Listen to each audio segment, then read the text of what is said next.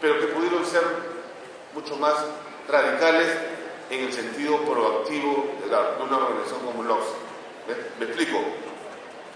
En materia de procedimiento de selección, quizás lo importante es generar reglas mucho más explícitas, mucho más abiertas, menos engorrosas para los administrados. Los administrados deberían saber con certeza ex ante qué es lo que más o menos esperan de una institución como el OCSE, ¿correcto? Entonces, el problema que hoy día afrontamos en materia de procedimiento de selección es un escenario bastante nebuloso respecto a las respuestas que hoy día puede generar o emitir el OCSE a la luz de los cambios producidos. Uno de los temas, por ejemplo, que generaba mayor estabilidad cuando uno acudía al OCSE, y no es porque esté presente aquí mi amigo Ricardo Salazar, era que sentíamos de que en su gestión y algunos años después, sentíamos que los problemas que podíamos llevar a OCSE garantizaban un sentido de predictibilidad. O sea, para bien o para mal, sabíamos que cuando uno acudía a OCSE, más o menos se podía esperar tales o cuales reglas de juego que fueran aplicables. Hoy en día, a la luz de la innovación, a la luz de nuevas reglas, no tenemos certezas. O sea, a veces he tenido casos en los cuales los propios postores me dicen no vayamos a OCSE, esperemos que resuelvan tal o cual caso, porque sienten temor por la predictibilidad, cuando en realidad lo ideal de un organismo rector del sistema de contrataciones es que si tuviéramos algún problema de identificación, de aplicación de determinada norma en caso concreto, lo ideal sería ¿qué cosa? Ir a formular las respectivas opiniones, plantear consultas a las entidades. La consulta y la opinión, en el caso de OCSE, debería ser pan de cada día, pero las instituciones tienen el temor, incluso los propios postores, de ir a consultar o a pedir opinión, porque sienten que si preguntan o formulan alguna consulta, el remedio puede terminar siendo peor que la enfermedad. Eso, señores, se llama predictibilidad, se llama uniformidad en el tratamiento de las decisiones. Entonces, más temprano que tarde, eso tiene que generar cambios. Entonces, esos cambios, ¿cómo se logran obtener? Generando una actuación en el tiempo que sea predecible, una actuación que más o menos no genere sobresaltos en el universo de contratación pública de nuestro país. Muy bien, esto es lo que les quería decir respecto al primer ítem. Se me han quedado en el tintero algunos otros temas menores, pero esto es básicamente el primer punto. Las novedades que nos plantea la ley en el ámbito del procedimiento de selección. Voy al plato de fondo del día, el tema de los cambios generados a propósito del sistema de ejecución contractual. Estamos en la segunda etapa y ya para ir al final de nuestra presentación. ¿Qué ocurre? Para que se pueda entender o visualizar este tema. Nuestro sistema de contrataciones es un sistema, vamos a decirlo así, dual, híbrido, mixto, en el sentido de que en el caso de los procedimientos de selección, lo que regula es procedimiento administrativo. Las diferencias del procedimiento de selección se solucionan en procedimiento administrativo. Cuando hay problemas ya vinculados a la celebración y ejecución del contrato, la solución es el mecanismo de conciliación y o arbitraje que se establece en nuestro modelo. En el Perú, entre comillas, vieja discusión, se establece una regla que es el arbitraje obligatorio en materia de contratación pública. Esto es un tema que he visto con bastante sorpresa en otros países. Hace un par de semanas me tocó estar en un evento de derecho administrativo en República Dominicana y les comentaba yo a los asistentes de que en el Perú, por ejemplo, casi todos los abogados que nos dedicamos al tema administrativo, para bien o para mal, tenemos experiencia en arbitrajes, por ejemplo, ¿cierto? Y que eso nos ha llevado a crear una suerte de especialidad que se llama, entre comillas, el arbitraje administrativo. Pues es una realidad que se desenvuelve en el ámbito, por ejemplo, de contratación pública, en núcleos tan duros como, por ejemplo, en materia expropiatoria, para los temas de justiprecio, en el pago, por ejemplo, de los valores que ha de efectuar el Estado como como sujeto activo de una expropiación, se va a arbitraje para discutir el mayor o menor valor de un multiprecio.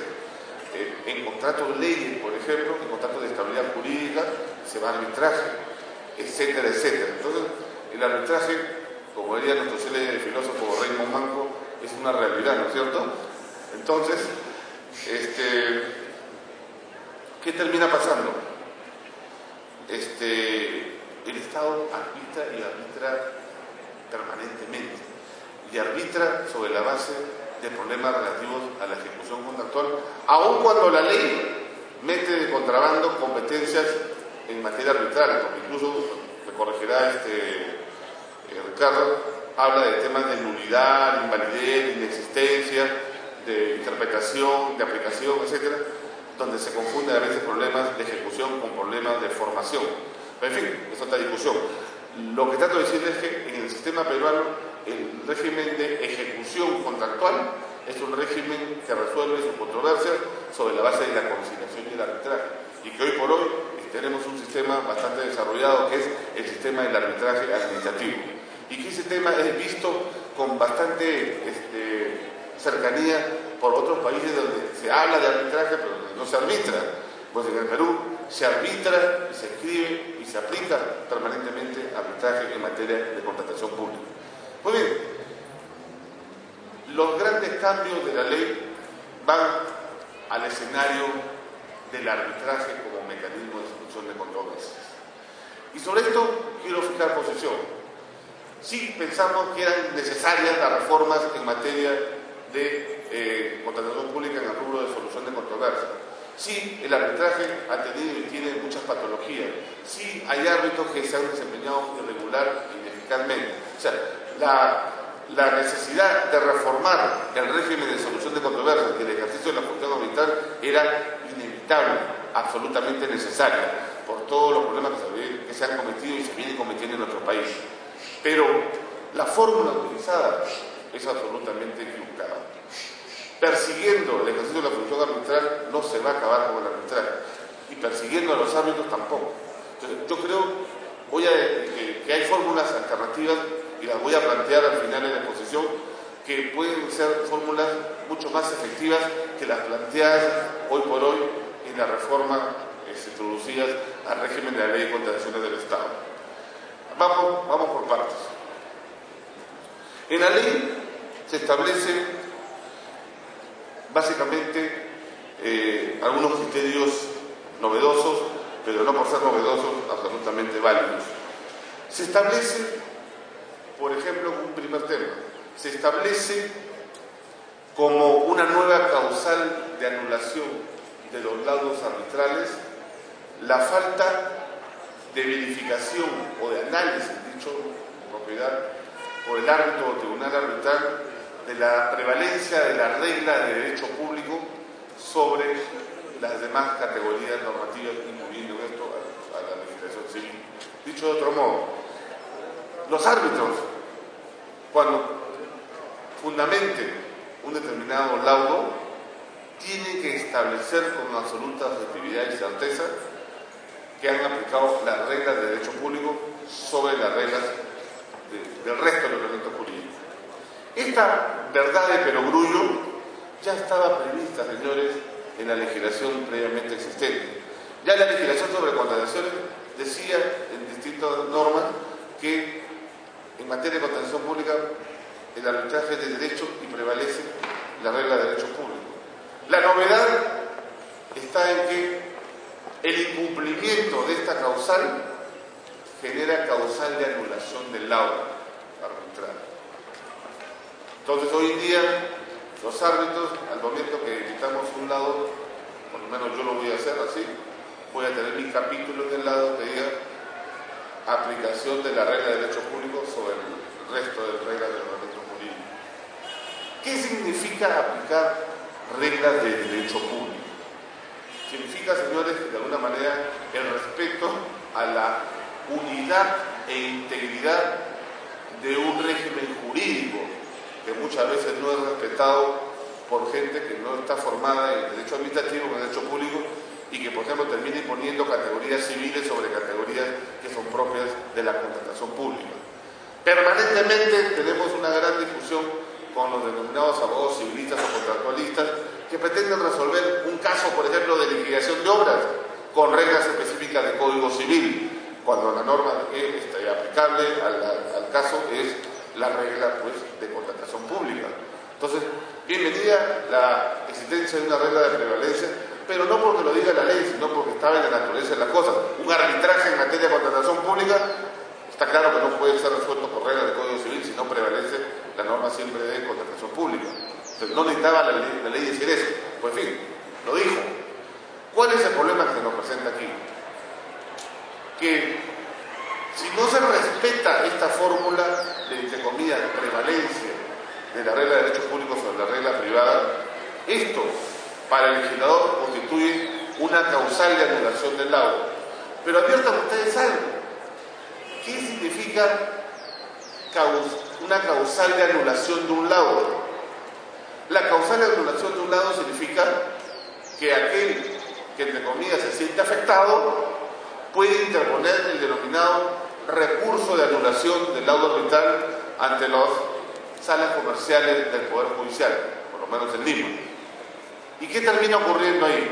El recurso de anulación es un recurso simplemente de forma, un recurso que solamente debería verificar si el tribunal arbitral o el árbitro único efectivamente ha incumplido temas de forma expresamente tasados en la Ley General de Arbitraje. O sea, si se ha cumplido tales o cuales supuestos de la norma. El juzgador de la sala comercial no puede revisar el fondo del asunto. Ya la actividad de revisión del fondo del asunto la ha hecho el árbitro del tribunal arbitral. Es una suerte de control de razonabilidad, un control sobre la forma y no sobre el fondo del asunto.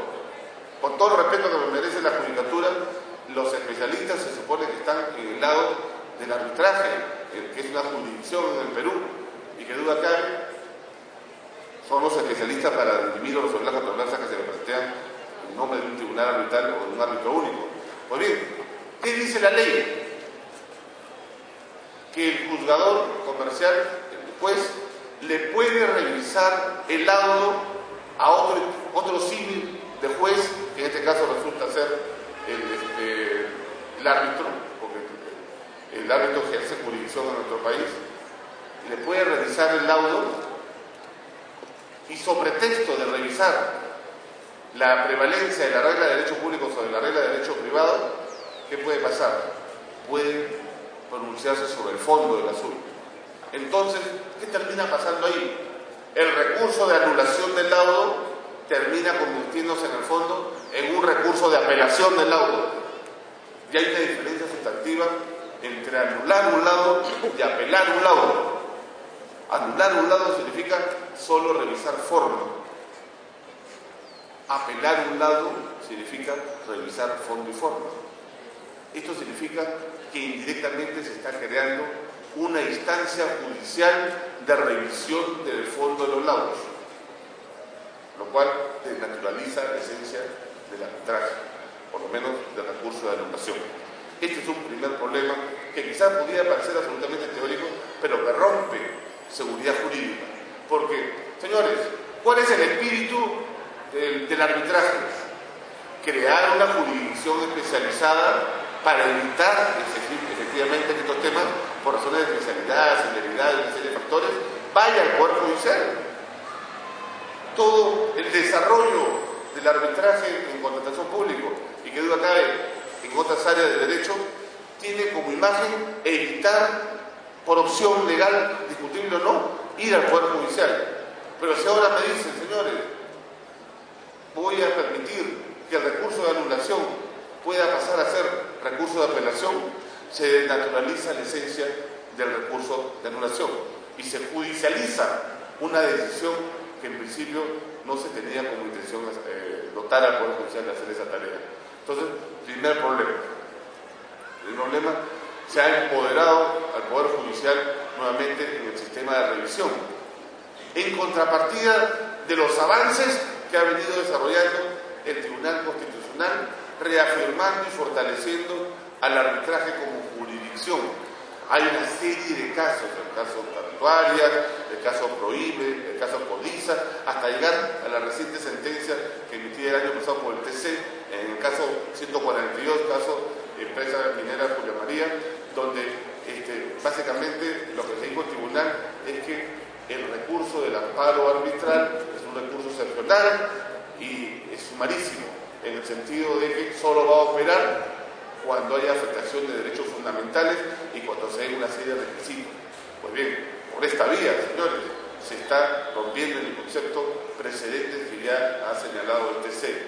Lo que va a terminar pasando es que el TC, a la luz de estos cambios que se están incorporando en la ley y a la luz seguramente de la mala aplicación de este esquema de recurso de anulación, va a tener que emitir nuevamente un procedimiento recortando o definiendo cuál es su postura respecto a los cambios introducidos por estas recientes modificaciones a la ley de contrataciones en la parte de ejecución de controversias. Entonces, tenemos un primer problema con el caso del recurso de anulación del laudo arbitral.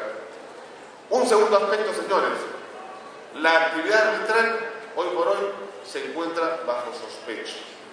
A propósito de la falta de cumplimiento de este requisito de prevalencia de la regla de derecho público sobre la regla de derecho privado, se va a plantear un nuevo escenario. Los árbitros que incumplan a juicio de un tribunal administrativo, que incumplan la aplicación de esta regla de prevalencia, pueden ser sancionados. Pueden ser sancionados con la suspensión y eventual inhabilitación del registro de árbitros del OXE. Pueden ser inhabilitados para el desempeño de la función arbitral. Y quiero detenerme un par de minutos en este tema. ¿Qué termina pasando, señores?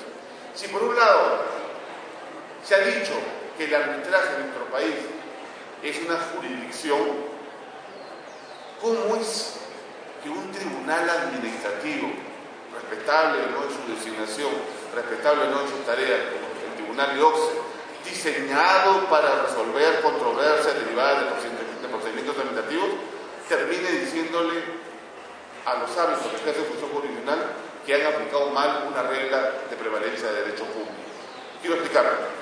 5 funcionarios o 3 funcionarios administrativos, no necesariamente elegidos por mecanismo de designación adecuado, sino por otra vía, van a revisarle la tarea a un juez, van a revisarle la tarea a un tribunal arbitral. Entonces aquí es el mundo al revés. Una instancia administrativa revisa una decisión jurisdiccional. Eso se da en el caso de los magistrados, pero por eso hay un Consejo Nacional de la Magistratura, ¿no es cierto?, que tiene competencias tasadas que vienen desde la propia Constitución. Pero en el caso del ejercicio de la función arbitral, ¿qué termina de pasar?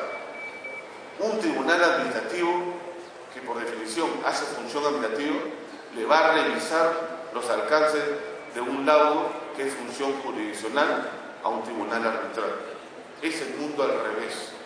Entonces, eso es un tema que tiene que estar en permanente revisión y me temo que ahí hay un tema de constitucionalidad que debe ser revisado, porque la jurisdicción en el Perú tiene protección constitucional. La Constitución ha sido muy clara en señalar que hay jurisdicción ordinaria, hay jurisdicción militar, hay jurisdicción arbitral, hay jurisdicción de comunidades campesinas y autónomas, e inclusive hay toda una discusión sobre los alcances jurisdiccionales de las tareas del propio Jurado Nacional de Elecciones. Pero a nadie se le ocurre que las tareas que son propias de la función jurisdiccional sean evaluadas por autoridades administrativas. Es el mundo al revés. Pero el problema no se resuelve ahí, tiene más aristas. No quiero entrar en tecnicismo porque es un tema complejo, pero ¿quién puede plantear la nulidad? La nulidad puede ser planteada de oficio o de parte, la puede plantear solamente aquel que perdió el caso, la pueden plantear terceros, ¿no es cierto?, la oportunidad de plantear la nulidad, etcétera, etcétera. Esto no se corrige, señores, en la ley, ni mucho menos en el reglamento. Entonces ahí tenemos un tercer tema, está de alguna manera siendo materia de cuestionamiento. Entonces, la actividad arbitral, créanme, cada vez es más peligrosa.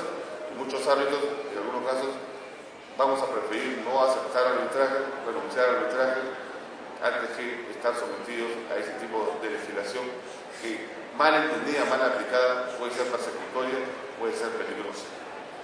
Un tercer y cuarto tema, ya terminando. Hay un tema que nos preocupa también en este asunto de los arbitrajes. Un tema, quiero que lo vean en su sana acepción, porque todos los excesos creo que deben ser corregidos, pero también los extremos pueden ser también complejos si no se abordan en su real dimensión. La ley, por ejemplo, también establece restricciones en materia de control de precios. ¿Qué ocurre? Establece en el propio ámbito de la ley, estamos en una economía social de mercado, establece limitaciones para la fijación de las tarifas y los precios, entre comillas, del ejercicio de la función arbitral y de la función administradora de los arbitrajes. Esto debe ser evaluado porque efectivamente se cometen excesos todos los días, pero pasar al otro extremo también puede constituir un exceso. Este es un tema que debe ser analizado en su justa y exacta razonabilidad. Este es un tema en el cual pienso yo que el INDECOPI debería efectuar una acción de oficio y debería evaluar si establecer limitaciones a los acuerdos directos de las partes en materia de regulación de tarifas, honorarios arbitrales, es exactamente una intervención o se justifica. Porque presumiblemente podríamos estar hablando acá de una barrera burocrática que afecta al libre desarrollo del mercado.